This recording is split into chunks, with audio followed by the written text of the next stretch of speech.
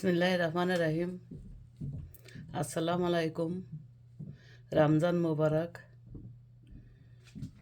আমি একটা ইফতার রেসিপি তৈরি করব। তার জন্য নিয়েছি কাঁচামরিচ, আর এটা দেশের মরিচ হ্যালোপিনো, এটা ক্যাপসিকামের কাজ করে। আর দেবো ধনিয়া পাতা, ধনিয়া পাতার পাকোড়া বানাবো। এখানে ধনিয়া পাতা নিয়েছি প্রায় 4 কাপের মতন।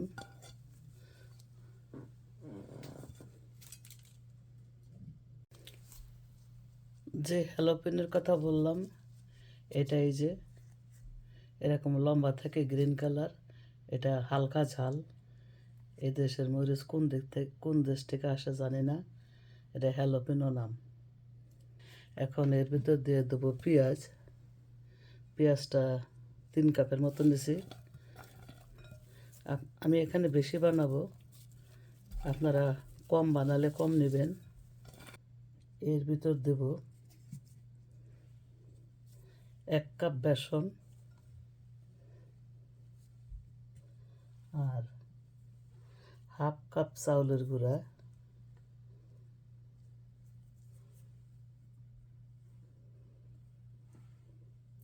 আর দেব 2 টেবিল চামচ কর্নফ্লাওয়ার, আন্দাজ করে দিলাম।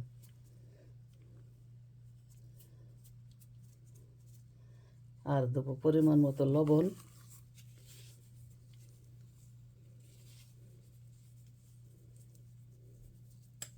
আমি মিক্সিং বোলটা চেঞ্জ করে নিয়েছি। এর ভিতর দেব 2টা ডিম। আপনারা কম নিলে 1টা ডিম দিবেন, আগে পানি দিবেন না।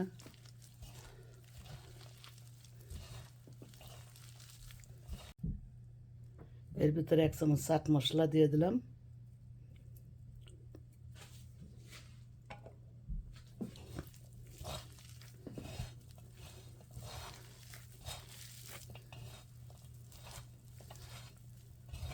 বেশি চেপে চেপে মিক্স করবেন না, আলতোভাবে হাতে মিক্স করবেন।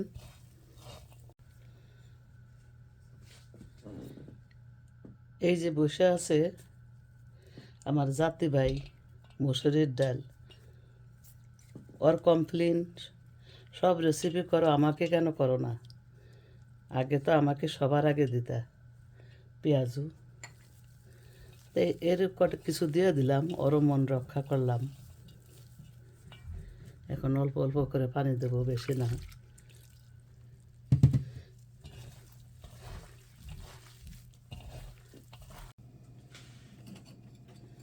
এখন দিয়ে দেবো হাফ চামচ বেকিং সোডা। বেশি দিবেন না, তাহলে ধরে রাখতে পারবেন না।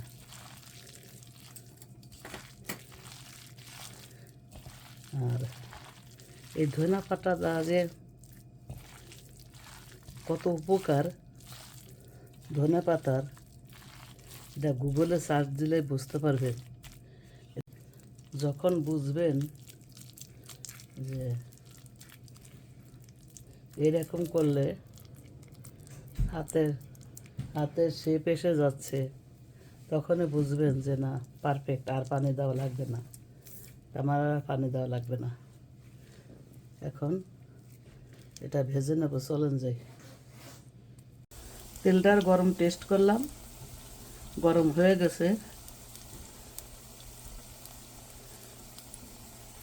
এখন এভাবে দিয়ে দিবেন আস্তে আস্তে।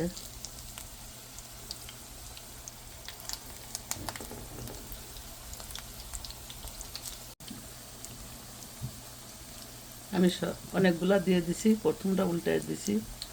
প্রথম যেটা তেল টেস্ট করার জন্য দিছিলাম, এখন 1 পিঠ হয়ে গেলে আস্তে আস্তে জালে, প্রথম জালটা একটু বাড়িয়ে দেবেন, পরে জালটা কমিয়ে দেবেন, আস্তে আস্তে মচমচা হবে। এভাবে সবগুলো আমি ভেজে নেব। আর ধনে পাতার যে গুণ, এর যে উপকার, আপনারা গুগলে সার্চ দিলেই জানতে পারবেন। আমার কথা হয়তো আপনারা বিশ্বাস করবেন না, তাই আমি এখানেই থেমে গেলাম। দেখেন 1 পিঠ হয়ে গেছে, আমি উল্টে দিয়েছি। এখন কিছুক্ষণের ভিতরে আমি নামিয়ে নেব।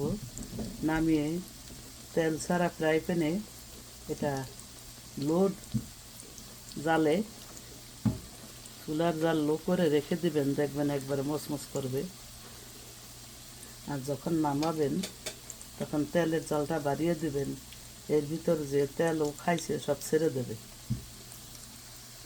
এখন আমি নামিয়ে নেব।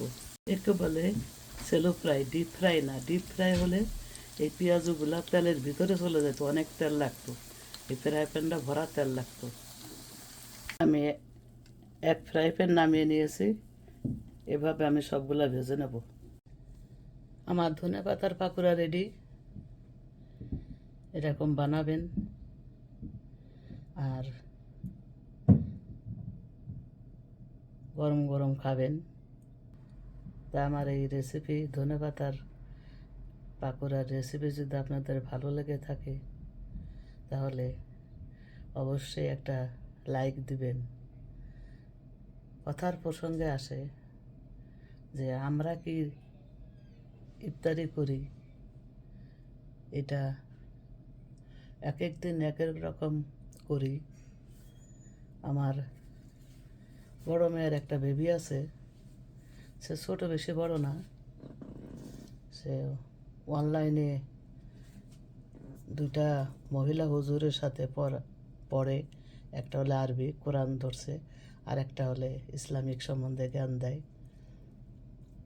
তা ও বলে কি, ছোটোকাল থেকে যার যে যা কিছু খেয়ে অভ্যাস, ও ছোটোকালে হালিম আর মুড়ি আর জিলাপি যখন একবারে পিচ্ছি ছিল তখন থেকে সবাই ইফতারি খাইছে, ও দেখে দেখে খাইছে। আর এগুলা ঝাল ছিল, ঝালালা জিনিস খেতে পারতো না, আর বিরিয়ানি খেত। তা এখন বলে যে হালিম আর মুড়ি আর জিলাপি না হলে নাকি তার রোজা নাকি পারফেক্ট হবে না, ইফতার নাকি পারফেক্ট হবে না, সে কখনো রোজা ভাঙে না। 5 ওয়াক্ত নামাজ পড়ে, তার জন্য দোয়া করবেন। ফিয়ামানিল্লাহ, আমিন। এখন আপনাদের একটা ভেঙে দেখাবো, দেখেন কি। আমি বেশি মশমশা করে নাই, এখন এয়ার ফ্রাইয়ে দিয়ে রাখবো, মশমশা হয়ে যাবে। আপনাদের যাদের এয়ার ফ্রাই নাই তারা ফ্রাই প্যানে দিয়ে রাখবেন, কোনো সমস্যা নাই। তা ভালো থাকেন, অনেক বেশি ভালো থাকেন। আমি আমার বড় মেয়ের কথা কেন বললাম, যে এ কারণেই বলছি যে আপনারা ছোটো থাকতে বাচ্চাদের সব কিছু খাওয়ার অভ্যাস করবেন, দেখবেন তারা বড় হলে ঠিকই খাবে।